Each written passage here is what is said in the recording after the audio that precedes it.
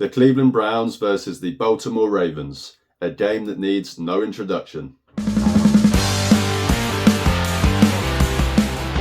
Hey guys, Oliver here, aka UK Browns NFL, and this is my review of the Browns Week 8 matchup against the Baltimore Ravens.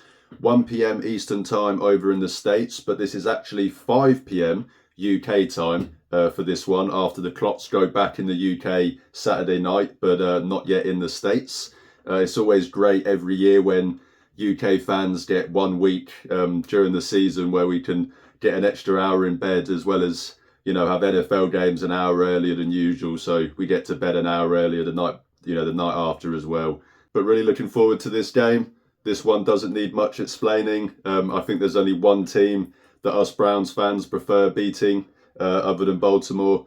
We all know the history. We all know what they stole from us. So any revenge is always sweet. However, revenge will be hard to come by this week, as the 1-6 Browns, who are coming off a 5-game losing streak, take on the 5-2 Ravens, who are coming off of a 5-game winning streak. So they've got their work cut out for them. Lamar Jackson and Derrick Henry have been, just about everything that Ravens fans had hoped for this year, when they obviously signed Derrick Henry in the off-season. Lamar Jackson is second in the NFL in passing touchdowns and 5th in passing yards through the first 7 weeks of the season. And of course, because it's Lamar Jackson, he is also 13th in rushing yards amongst all players in the NFL, with 455 yards as well. Meanwhile, Derrick Henry is 1st in rushing touchdowns and 1st in rushing yards by over 200 yards. So he has 200 yards more than second place. Lamar is averaging 9.1 yards per passing attempt this year, and Henry is averaging 6.5 yards per carry. Baltimore's offense has been, incredible, to say the least, this year after starting the season 0-2. With Watson rupturing his Achilles last week, the Browns have announced that Jameis Winston will be starting in a week that it was also reported that the Browns are fed up with Jameis Winston. I'm not entirely sure where these rumours have come from. If anything, I would actually find it somewhat unfair if it was to be true, just given the ridiculous situation that this organisation has kind of put the players and the fans in anyway. But of course, I'm not in the building, so I have no idea what could lead to these rumours or whether or not they're even true in the first place. I said even before Watson got injured that I would prefer to just start Jameis the rest of the way. And, if he plays well enough, then he can be your bridge next year for whatever quarterback you do bring in going forward in the post-Watson era. Of course, how we got to this point didn't exactly go how I expected, with the injury and everything that's led to it. But I think at the same time, the same line of thinking still does apply. As most people know, Kevin Stefanski has given up play calling to Ken Dorsey as well this week. I know some fans have been calling for Kevin to, give up play calling for a while now. And, they think that this move is more of an indictment on him and his job security. But I do personally think that this move actually does reflect the opposite. Ken Dorsey has done nothing, in my opinion, to earn the faith from Jimmy Haslam or Andrew Berry in order for them to force Kevin to hand over the play calling to him, which makes me think that it was clearly a decision that Kevin made himself. And if my job was at risk, I probably wouldn't put, my job security in the hands of someone else. So if anything, this move does indicate to me that Kevin is actually as secure in his job as he's ever been. And that it's more that they want to get a look and evaluate Dorsey as the offensive coordinator. I could obviously be wrong, of course, but that's just how I kind of feel about the situation. But regardless, the Browns obviously have a new starting quarterback and a new offensive play caller. So it's safe to say that I do expect a much different approach from this offense. And hopefully that, can result in better performances than we've seen so far this season. With Watson no longer being the starting quarterback, we should be able to evaluate this offense, in a better way. And that does start this week against the Ravens. So moving on to the injury report this week. I think this might actually be the first time this year that the Browns have had less injury designations than their opponent. The Browns, of course, stuck to trend and had more players on the injury report overall, but they do at least have less players with injury designations this week than the Ravens. So the injury report for the Browns this week: Jerome Ford out with a hamstring injury, did not practice Wednesday or Thursday, did return to a limited capacity on Friday, so hopefully that could point towards him making a return next week. Ronnie Hickman, again, out this week with his ankle injury, did not practice all week. Jordan Hicks, again, out this week with his elbow injury, did not practice all week. Wyatt Teller has been designated to return from injury reserve and is questionable for this game after limited practice Wednesday, Thursday, but a full practice on Friday, so hopefully leaning towards playing. I would say that, it's great because now the offensive line is as healthy as it's been all year, but Jed Wills is now being ruled out for this game with a knee injury, did not practice all week. I do find it rather fishy that just in time of when Black Ops 6 comes out, Jed Wills mysteriously has a knee injury, but that's neither here nor there. That is the injury report for the Browns this week. So as I said, Jerome Ford is out with a hamstring injury, Ronnie Hickman out with an ankle injury, Jordan Hicks out with an elbow injury, Wyatt Teller is questionable after being designated to return off IR, and Jed Wills is out with a knee injury. Moving on to the Ravens, as I said, they actually have more injury designations than the Browns this week. Running back Ali is out, did not practice all week. Cornerback Amor Davis is questionable with a hamstring injury. Zay Flowers is questionable with an ankle injury after not practicing Wednesday or Thursday and only practicing at a limited capacity on Friday. So that is a one to keep an eye out from. That will obviously be a big loss for the Ravens, with him being their number one wide receiver, and would obviously be a big break for the Browns. Marlon Humphrey is doubtful for this game with a knee injury. He leads the Baltimore Ravens with 4 interceptions this year. He is their number one corner. That is a big loss for them. So with him being doubtful to play, again, Browns catch a break there. Tyus Jones is questionable with an ankle injury. Keon Mitchell is out for this game with a knee injury. Someone that, played pretty well against the Browns last year. He is not going to be available for this game. Cornerback TJ Tampa is also out for this game with an ankle injury, although I'm not sure he's played much, if not at all, this year. But Nate Wiggins is questionable for this game with a shoulder injury. I think it's leaning more towards that he will play, but we'll see how many snaps he does get. So that's the Ravens injury report. As I said, probably the first game this season where the Browns have had less injury designations than obviously their opponent, but we'll see tomorrow what the obviously final outcome on those designations are. Moving on to what I do every single week, my 3 keys to victory, 3 things I think the Browns need to focus on to win this game.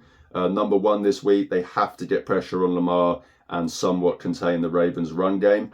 The Browns' defense ranks 5th in PFF pressure percentage, and whilst I would like to see that pressure result in more sacks, they have 18 on the season so far, which is about middle of the pack, but they are getting pressure nonetheless. Lamar Jackson has been pressured on 30% of his dropbacks this year, completing only 51% of his passes for 357 yards while under pressure. Compare that to his 1,453 yards on 73% completion percentage when he's not pressured.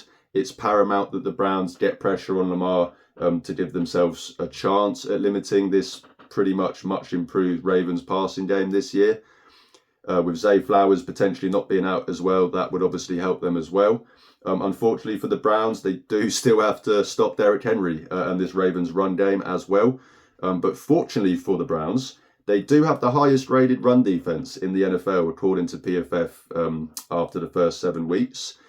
This should be a fantastic matchup to watch. The Browns' run defense versus the Ravens' run offense. And whilst it is going to be tough, I do think the Browns will be able to somewhat slow down this Ravens' run game. I said before the season that the Derrick Henry signing for me didn't exactly fix the issues that have kind of plagued the Ravens the last few years in terms of coming back in games where they're behind, especially in the playoffs. And whilst the signing has been absolutely fantastic so far, there's no denying that, they have still yet to, have that truly tested. So the best thing the Browns could do in this game is to get a big lead and force the Ravens into obvious passing situations without the threat of the run game. Obviously, much easier said than done. Lamar Jackson is always going to be a threat to use his legs, but the Browns would probably rather force Lamar into scrambling situations than just let Derrick Henry take over this game. The Browns defense does have their work cut out for them this week, but I do think that, if the offense can finally help them out, then this defense is more than capable. Moving on to my second key to victory this week. I said last week that, I think the Browns should go back to what they know on offense and run more of Stefanski's West Coast scheme. However, that was when Deshaun Watson was the quarterback and Stefanski was actually calling the plays. Obviously, Jameis Winston is now playing quarterback. Ken Dorsey is obviously calling plays. With Nick Chubb, playing in only his second game coming off of his injury, and the Ravens' run defense being number 1 ranked in the league, the Browns do have to establish the passing game this week if they want a chance to win. So my second key to victory is to establish the passing game. The Ravens' offense has been fantastic so far this year, but their defense has taken somewhat of an expected step back after obviously losing Mike McDonald, multiple other defensive staff and players in the off-season. The Ravens' defense currently ranks 24th overall in total yards and 26th in points allowed. This is almost entirely down to their poor pass defense, which ranks last in the NFL in yards allowed and 28th in passing touchdowns.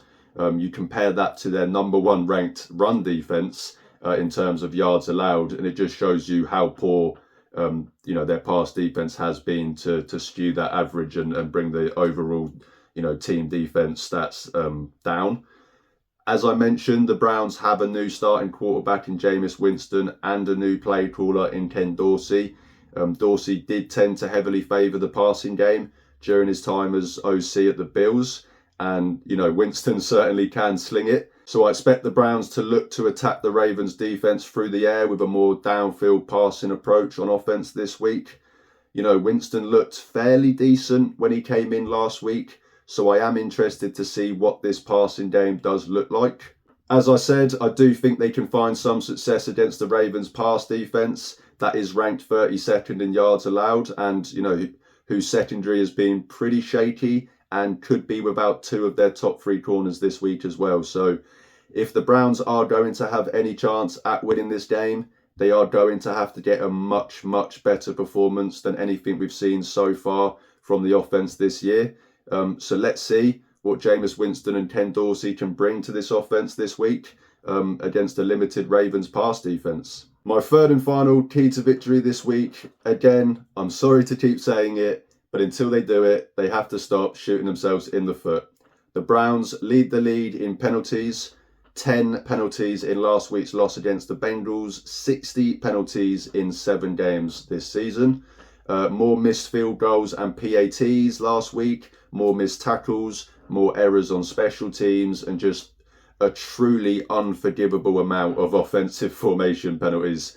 It doesn't matter what it is, the Browns will find a way to somehow make games even harder for themselves, and it really has to stop. You're not going to win another game if you're consistently putting yourself behind the sticks with the countless penalties that the Browns are having. Maybe with Stefanski handing over the play calling duties to Dorsey, we might see a decline, especially in the offensive penalties, given that Kevin will be able to focus entirely on the game day operations.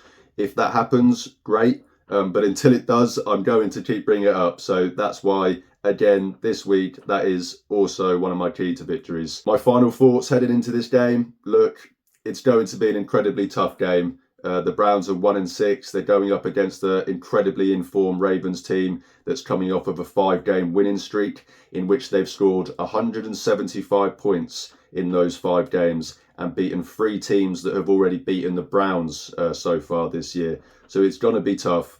Bet365 currently has the spread for this game set at 8.5 in favour for the Ravens. So the Ravens are heavily favoured in this one, but it's an AFC North divisional game. This is the Browns versus the Ravens. I've seen bad Browns teams pull off, pretty surprising wins against pretty good Ravens teams before.